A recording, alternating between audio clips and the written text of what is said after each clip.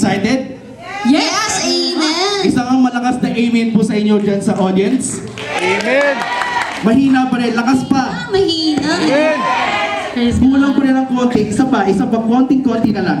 Isa pa ng amen. Amen! Amen! Mark, ano bang theme natin for tonight? Nakikita niyo naman di ba sa banner? Let's keep our lamps burning from Luke 12:35. So, Ate Princess, anong verse from the Bible that serves as a lamp in your life?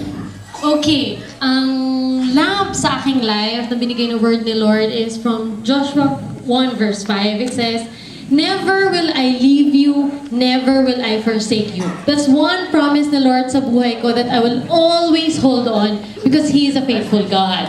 Amen! Ikaw naman, Kuya Jeff, Well, what's the lamp in your life? Para sa akin, yung Jeremiah chapter 29, verse 11 to 12. For I know the plans I have for you, declares the Lord.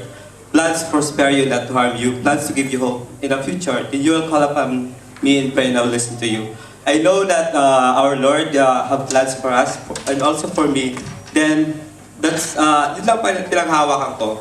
That I believe. Ikaw, Sis Gemma.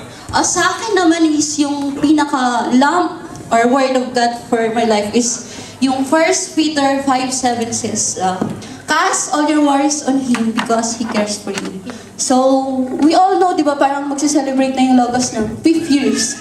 So, syempre, i-worry natin yung place, tapos yung mga finances. But if you lift up all to Him, nothing's impossible.